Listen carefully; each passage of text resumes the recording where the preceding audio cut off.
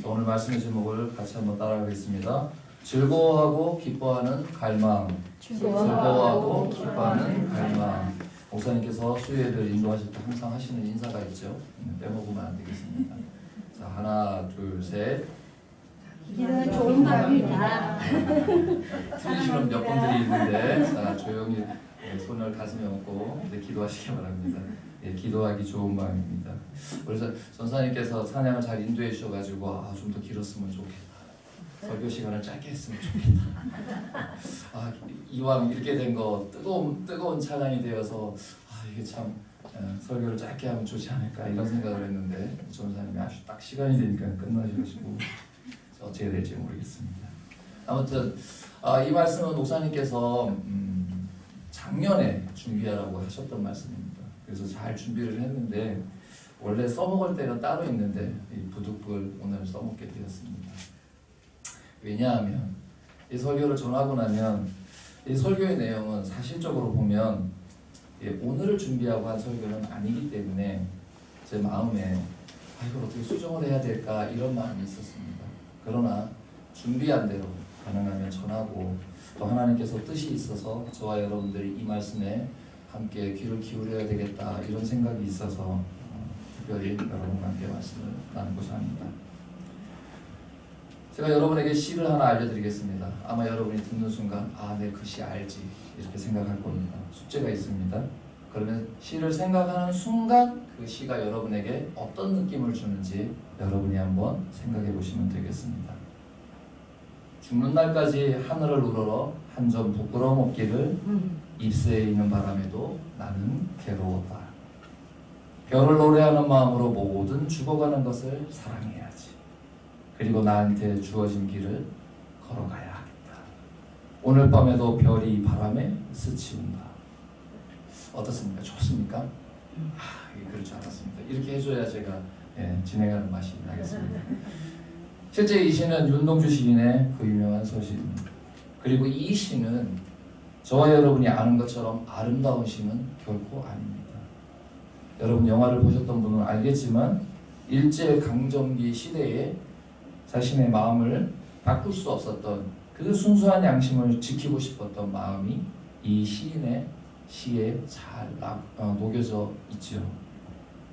그러나 그 마음이 그리고 그가 사용한 언어의 그 부드러움이 한참이 지난 오늘날 우리에게도 그 시는 아름다운 시다라고 생각이 되고 때로는 사랑을 잃은 사람들이 모든 것을 사랑해야지 라기도 하고 때로는 고통 속에 있는 사람들이 오늘 밤에 별의 바람에 스치운다 라고 하면서 자기의 마음을 빗대기도 합니다. 제가 왜 여러분들에게 이 말씀을 드리는가 하면 오늘 읽었던 이 본문의 말씀은 생각보다 유명한 말씀입니다. 탕자의 비유를 모르는 사람은 교인이라 하면 다 알고 있을 것입니다. 특별히 이 시간에 우리 교사된 여러분들 이 말씀을 통해서 왜 예수님께서 이 말씀을 하셨는가에 대한 성경의 본래 의미를 아는 것은 대단히 중요하다 생각할 수 있겠습니다. 이 말씀은 바로 비유다라고 시작하는 말씀이라는 사실을 알아야 합니다.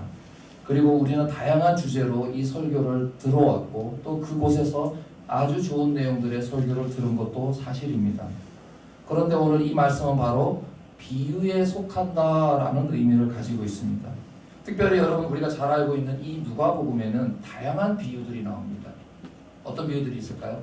탕자의 비유도 있고요. 또 어떤 비유가 있습니까? 선한 사마리아인의 비유도 생각이 나죠. 그리고 삭개오 이야기도 기억이 나실 겁니다. 뿐만 아니라 마리아와 마르다의 이야기들도 있습니다. 그런데 재미있는 것은 이 말씀이 이 누가복음의 9장 51절부터 시작해서 자그마치 19장 27절까지의 내용을 이루고 있다는 것입니다. 이런 내용이 10장에 걸쳐서 다양한 형태로 비유와 이야기로 누가복음이 기록하고 있다는 것입니다. 그렇다면 다른 성경은 어떨까요? 마가복음은 이 많은 이야기를 한 장으로 전하고 있습니다. 그렇다면 마가가 전하고자 하는 내용보다 더 자세하게 누가는 이 내용을 전하고 있다는 사실입니다. 그러면서 시작하는 9장 51절에 보면 예수님께서 예루살렘을 향하여 올라가기로 굳게 결심하고 라는 말씀으로 시작합니다. 따라서 예수님께서는 이제 예루살렘으로 올라가면 자신의 죽음이 앞두고 있다는 사실을 알겠죠. 그리고 나서 예루살렘으로 올라가는데 바로 직선으로 예루살렘으로 올라가는 것이 아니라 각각의 지역을 이렇게 왔다 갔다 들리면서 올라가시면서 이 말씀을 하신다는 것입니다.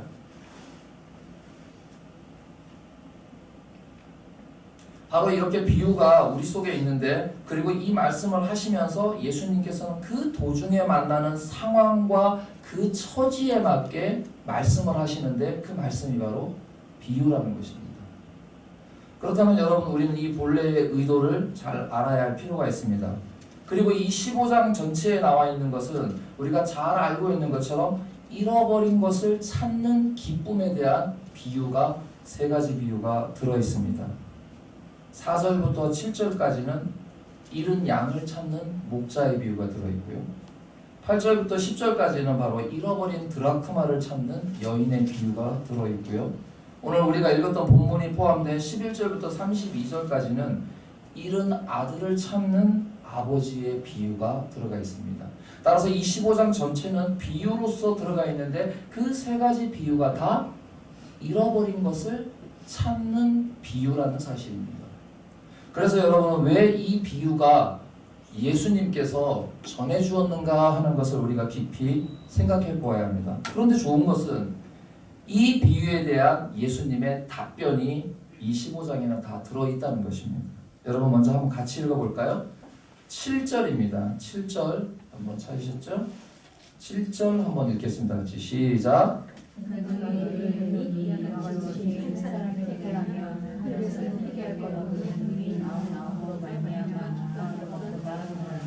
십 10절도 같이 읽겠습니다. 10절 시작.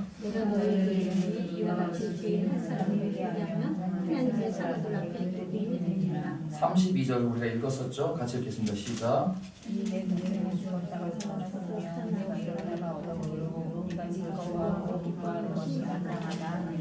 이렇게 이 비유에는 예수님께서 벌써 그 비유가 무엇을 지칭하고 있는지 이미 예수님께서 답을 해 놓으셨습니다. 바로 잃어버린 죄인 하나가 돌아오는 것에 대한 기쁨의 비유입니다. 따라서 저와 여러분이 읽었던 이 말씀은 바로 이 비유에 예수님께서 하신 답변에 근거해서 우리는 말씀을 들어야 할 필요가 있습니다. 그런데 재밌는 것은 여러분들과 제가 살펴보아야 할 이 15장이 왜 그러면 예수님께서 이렇게 비유를 얘기했는가라는 것입니다. 3절에 보니까 이렇게 되어 있습니다. 예수께서 그들에게 이 비유로 이르시되 라고 얘기하면서 그들에게 라고 말씀하셨습니다. 따라서 이 비유는 듣는 대상이 있다는 것입니다. 왜? 3절에 보면 예수께서 그들에게 이 비유로 이르시되 라고 했기 때문에 그럼 그들이 누구일까요? 라는 질문이 생기는 것입니다. 1절과 2절의 말씀을 같이 한번 읽겠습니다. 시작. 모든 세리와 죄인들이 말씀을 들으러 가까이 나아오니 바리새인과 서기관들이 수군거려 이르되 이 사람이 죄인을 영접하고 음식을 같이 먹는다 하더라. 이렇게 기록하고 있습니다. 오늘 이 장면이 시작되는 곳에 어떤 배경이 있는가 하면 바로 모든 세리와 죄인들이 말씀을 들으러 가까이 나온 곳이었고, 바로 그런 장면에서 바리새인과 서기관들이 수군거려 이르되 이 사람이 죄인을 영접하고 음식을 같이 먹는다는 사실입니다. 그런데 이 편에서도 보면 이 사람은 누구입니까? 바로 예수님이십니다. 그런데 왜 그것 때문에 수군거림이 생겼습니까? 예수님께서 그들과 함께 음식을 먹었기 때문입니다. 바리새인과 서기관들에게는 이런 전통이 있습니다. 이 땅에 사는 백성, 그리고 하늘의 백성이라고 구분하는 것입니다. 이것을 선민사상이라고 하죠. 여러분이 많이 들어보셨을 겁니다. 그냥 우리말로 편하게 말하면 나는 하나님의 선택받은 사람이야 라고 말할 수 있겠습니다. 그러면 내가 하나님의 선택받은 사람이야 라는 것을 어떻게 알 수 있었을까요? 이들이 그것을 지킴으로써 자기가 하나님의 백성이라고 믿는 것입니다. 그럼 무엇을 지키는가 하면 지금이야 우리가 성경 66권을 다 보고 있지만 그 당시의 성경이라고 하면 바로 모세오경과 시편의 글들과 선지자의 글들입니다. 그 글들에서 발췌해서 거기에 무엇을 더해서 613가지나 되는 율법을 따라서 사는 그들의 모습이 바로 하나님이 선택한 사람이다라고 하는 자부심에 쌓여있던 사람입니다. 그래서 오늘 꼭 집어서 바로 바리새인과 서기관이다라고 얘기를 했습니다. 따라서 이 바리새인과 서기관은 당시로 보면 여기에 보면 여러 사람들이 성경에 나오지만 특별히 바리새인과 서기관들은 그래도 그 당시에 개혁적인 마음이 있는 사람들이었습니다. 항상 성경책을 보며 그 말씀이 그러한가를 생각하는 것입니다. 그래서 예수님께서도 너희가 바리새인의 의보다 되지 않는다면 이라고 할 정도로 그들이 말씀에 대한 열심과 특심도 있었던 사람이라는 사실을 우리가 이 두 그룹을 통해서 알 수 있습니다. 바로 오늘 이 비유는 그들을 향하여 바리새인과 서기관들을 향하여 예수님께서 비유로 말씀하셨다는 사실입니다. 바로 이들은 그렇게 지키면서 자신들이 바로 하나님이 선택받은 사람이다 라고 생각하고 살았지만 그러나 그 반대로 이들이 말할 때 이 땅의 백성이다 라고 표현은 좋지만 바로 그들을 죄인이다 라고 부르는 그룹이 있었다는 것입니다. 이것은 오늘날 우리가 볼 때 어떤 도둑질을 하거나 죄를 지었을 때 너는 죄인이야 라고 말하는 것과는 차이가 있습니다. 특히 세리는 로마를 위해서 일하는 기생충이라 불렸습니다. 부당한 세금을 거두었습니다. 혐오 대상 그 자체였습니다. 성경에 보면 토색하는 자, 불의한 자, 간음하는 자, 세리, 행상인, 동물 가죽으로 옷이나 물건을 만드는 자들이 바로 이 죄인의 그룹에 들어갔습니다. 따라서 그 사람이 하는 일, 그 사람이 한 것을 가지고 그들을 뭐라고 지었다고요? 죄인이다 라고 표현하는 것입니다. 대표적인 게 누가복음 11장 18절에 이런 말씀이 있습니다. 바리새인은 서서 따로 기도하여 이르되 하나님이여 나는 다른 사람들 곧 토색 불의 간음하는 자들과 같지 아니하고 이 세리와도 같지 아니함을 감사하나이다. 그 말씀이 이해가 되시죠? 오늘 우리가 기도할 때 저는 김 집사님하고 다릅니다. 김 집사님은 맨날 예배에 늦고 김 집사님은 교회 행사하면 맨날 빠지니 그와 다르지 않습니다. 이렇게 기도하는 사람 아무도 없잖아요. 그렇죠? 그럼 왜 바리새인처럼 잘 아는 사람이 그렇게 기도했냐는 거죠. 그것은 오늘날 우리의 사고로 누군가를 험담하면서 기도하는 것이 아니라는 것입니다. 항상 그렇게 기도하는 바리새인들의 모습은 바로 하나님의 백성과 이 땅의 사람, 죄인과 분명하게 구별된 행동을 하고 있다는 것입니다. 미간에다가 표를 붙이고 술을 길게 늘어뜨리는 그들의 외적인 모습뿐만 아니라 그들이 기도하는 것도 방금 말씀드린 것처럼 기도했다는 사실입니다.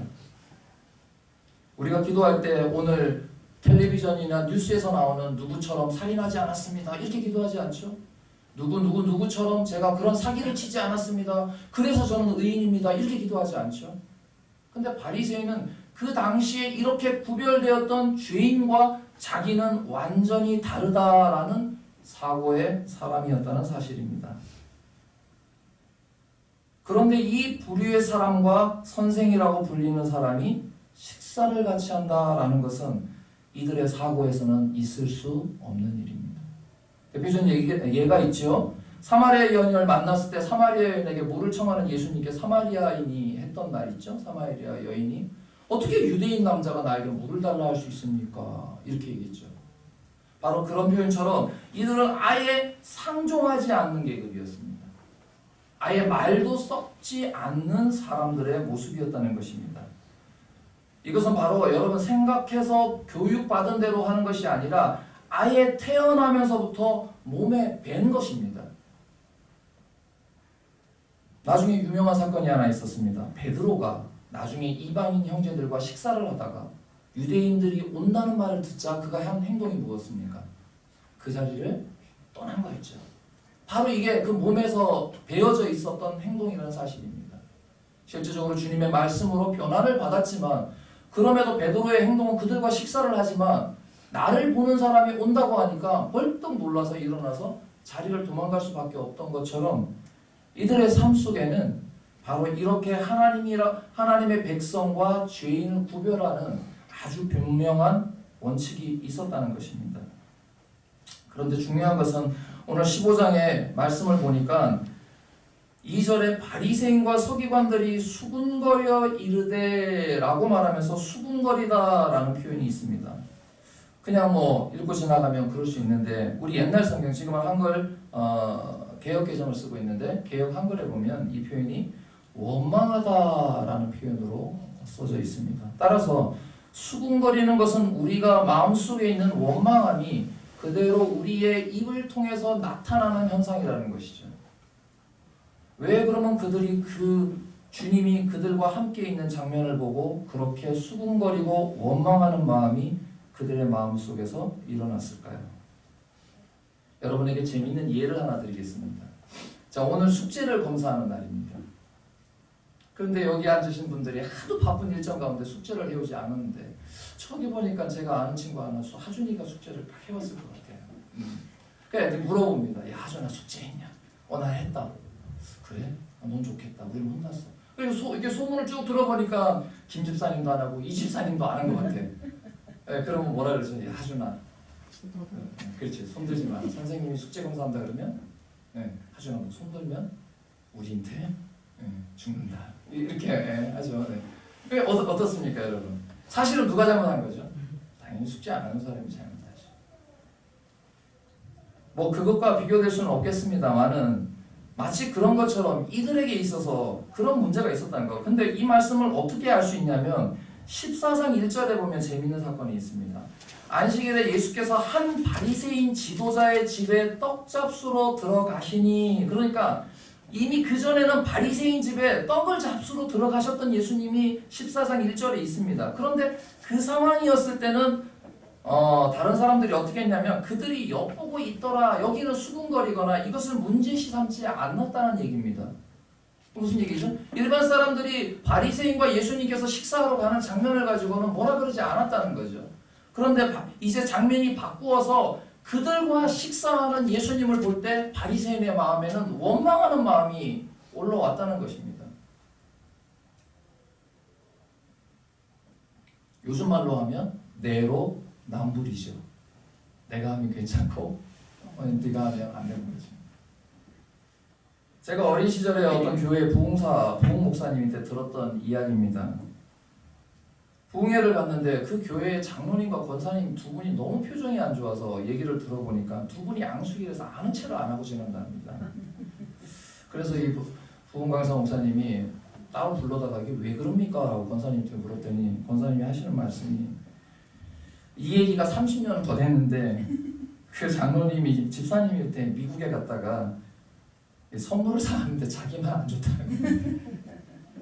그게 마음에 꽉 차가지고 그 다음부터 이제 그 사람이 미워지기 시작하면서 사사건건 그분이 하시는 일만 원망하다가 결국 한 교회 안에서 서로 상종하지도 않고 그러고 지내고 있다, 이런 얘기를 예화로 들은 적이 있습니다. 예수님은 바로 이런 이들과 함께 있었습니다.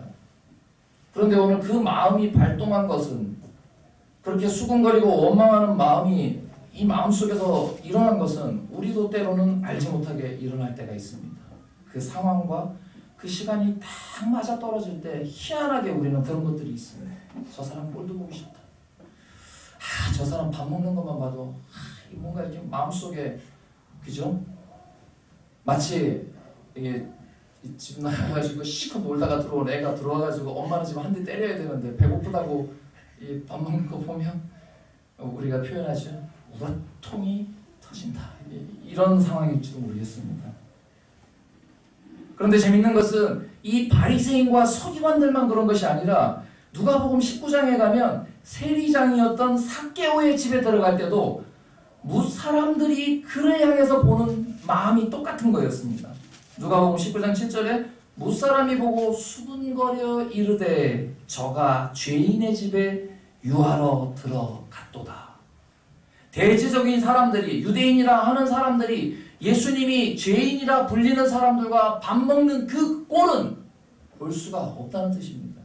그걸 보고 참고 그냥 넘어가는 것이 아니라 말이라도 한마디 해야 되겠다는 것입니다. 돌아서서 자기 동료에게, 자기 유대인 사람들에게 야, 너 봤니?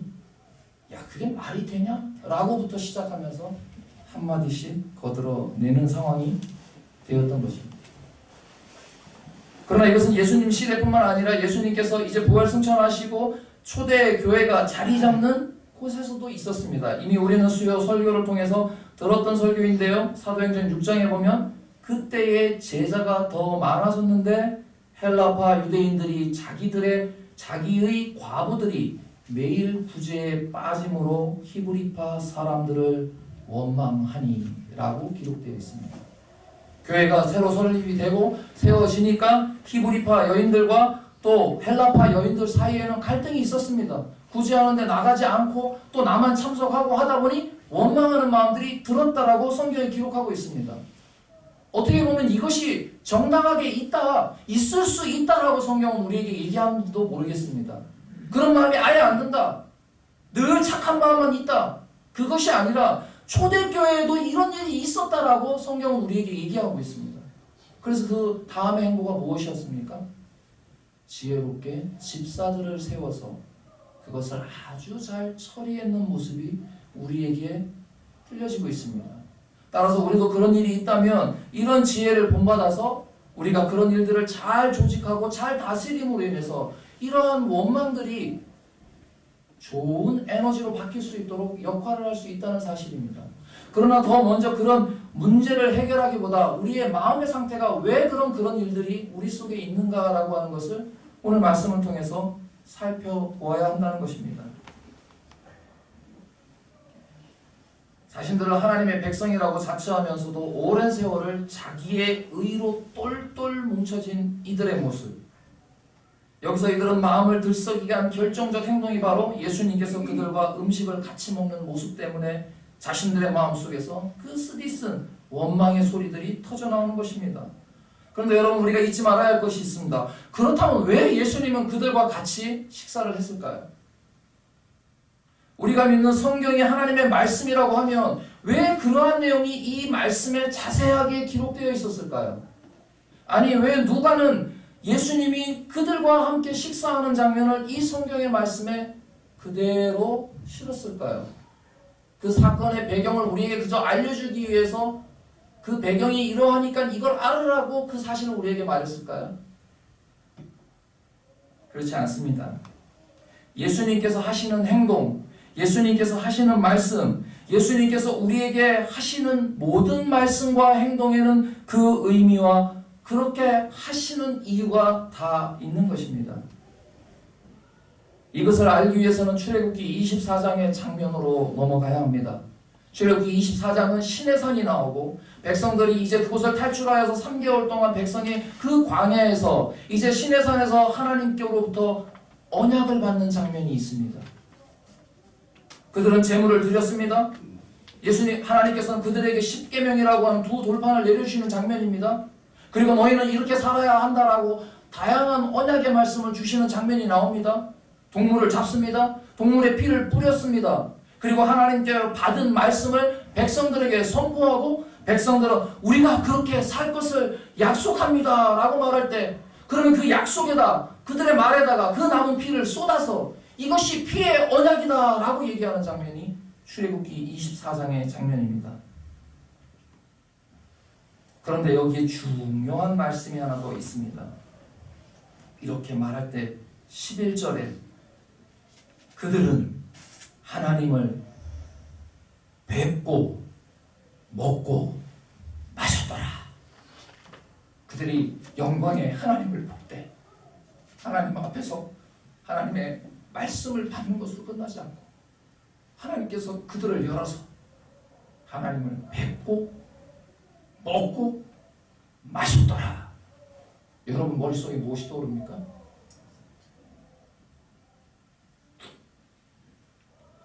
가장 강력한 이해가 여기 있습니다. 예수님께서 십자가에 매달리시기 전에 자신의 피를, 자신의 몸을 누구에게?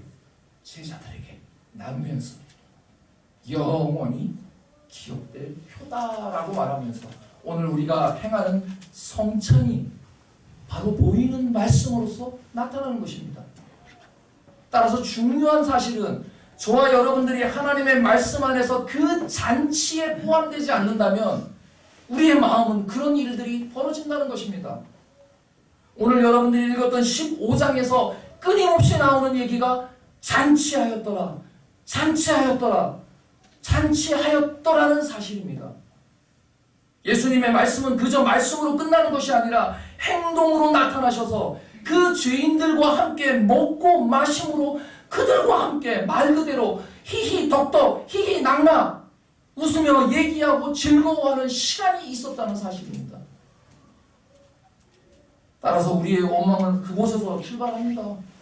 여러분들, 우리 어린아이들이 삐지면 제일 많이 하는 행동이 무엇입니까? 와서 밥 먹어라. 문 닫고 안 나오시겠습니까? 이 자기 마음이 해결이 안 되니까. 엄마가 알죠. 끝까지 밥을 디밀고 같이 먹자. 여러분, 여러분과 제가 살면서 그런 사실이 우리 일상생활에도 있는 것입니다. 어려움이 닥칠 때, 힘든 일이 있을 때 같이 밥 먹자. 같이 밥 먹자. 이렇게 말하고 그들을 위로하고 그들을 권면하지 않습니까? 우리 그레이스 교회가 바로 그런 일들이 있어야 한다는 것입니다. 그런 일이 없으면 우리의 마음속에는 원망이 자랄 수도 있다는 사실을 우리는 이 말씀을 통해서 알아야 하는 것입니다. 바로 주님께서 죄인을 영접하고 죄인과 음식을 같이 먹는 것이 오늘 구약에서 하나님께서 신의 산에서 그들을 만나주시고 그들을 당신의 임재 가운데로 초청해 주실 때 함께 먹고 마셨다는 사실은 대단히 중요한 사실이라는 것을 우리가 알아야 합니다. 바로 그 사실이 오늘 저와 여러분이 읽었던 본문의 첫째 아들이 가졌던 마음입니다. 28절에 그가 노하여 들어가고자 하지 아니하거늘, 지금 나는 일 갔다 왔는데 아버지의 재산을 받아서 다 써버린 둘째 아들이 와서 그를 위하여 살찐 소를 잡았다는 소식을 들으니 열 받는 것 아니겠습니까? 우리말로 열 뻗치는 거잖아요. 마음이 순간 토라진 거잖아요. 그러면서 29절 변명합니다. 내가 여러 해 아버지를 섬겨 명을 어김이 없거늘. 그런데 재밌는 것이 있습니다. 그러면서 그가 이제 아들을 비난하기 시작합니다. 아버지의 살림을 창녀들과 함께 삼켜버린 이 아들이 돌아오매라고 말합니다. 여러분, 이 둘째 아들은 자기 재산을 다 팔아서 어디로 갔습니까? 먼 나라. 성경에 써 있습니다. 먼 나라로 갔어요. 왜요? 아버지를 떠나는데 이왕이면 아버지 통제에서 완전히 벗어난 곳으로. 그래서 아버지는 이 아들이 돌아왔을 때 뭐라 그랬죠? 죽었다? 살아갔다. 왜요? 자식이 연락이 끊긴 거예요. 수소문해도 어디 있는지 모르는 거예요. 비록 우리가 다시 살펴볼 말씀에는 그가 살은 삶도 나쁘고 잘못된 것을 알 수 있습니다. 그러나 오늘 첫째 아들이 말하는 것처럼 그렇게 하지 않았다는 거예요. 물론 우리의 성경에 허랑방탕했다라고 표현합니다. 그러나 아버지를 떠난 젊은 친구가 사업을 하는 것이 용이했겠습니까? 아버지의 그늘 아래서 살았던 그 친구가 나가서 사업을 하는 것이 용이했겠습니까? 어떻게 보면 멋들어진 사업체를 만들어 놓고 자기를 아는 사람들을 만나서 접대할 수도 있습니다. 어쨌든 그것이 망해서 돌아오는 간에 사실은 첫째 아들은 그 정보를 모르는 것입니다. 그러나 돌아온 그의 몰골을 보고 그의 상태를 보고 형임에도 불구하고 동생에게 뭐라고 얘기합니까?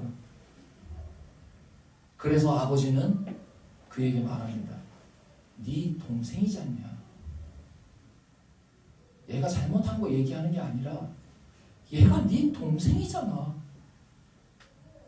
어머니 되신 여러분 이해하시죠? 자식이 힘들고 어려운 상황에서 돌아오면 그래도 내 자식인데 자식으로서의 존재를 인정한 것입니다. 아버지로서 죽었다가 소식도 없던 애가 돌아온 그 아들의 기뻐하는 아버지의 마음을 아들은 동참할 수가 없었던 것입니다. 왜요? 그는 형제로서 형제로서 우애가 사라진 상태였기 때문입니다. 우리는 자주자주 그 사람의 한 일, 그 사람의 몰골, 그 사람의 행색을 가지고 평가할 때가 있다는 사실입니다. 우리는 입으로는 당신은 사랑받기 위해 태어난 사람이라고 말하면서 우리의 몸은 그런 몰골을 한 사람, 그런 행색을 하는 사람, 그렇게 처지가 안 좋은 사람, 쟤랑 놀지 마. 교회 안에서는 사랑을 말하면서도 돌아가서는 너 걔랑 놀다가 사고 치면 어떡하려고 그래. 걔는 우리 교회, 아니 걔는 우리 학교의 왕따인데. 불과 며칠 전에 초등학교 학생이 초등학교 한 학생을 살해했던 일이 우리 세간을 떠들썩하게 했습니다. 서로 다른 학교입니다. 근데 문제는 그들이 어디에 있었냐? 한 교회 안에서 알고 지낸 사이라는 것입니다. 도대체 어떻게 있길래 한 교회 안에서 알고 지낸 초등학교 한 아이가 그 한 아이를 살해할 수 있다는 말입니다.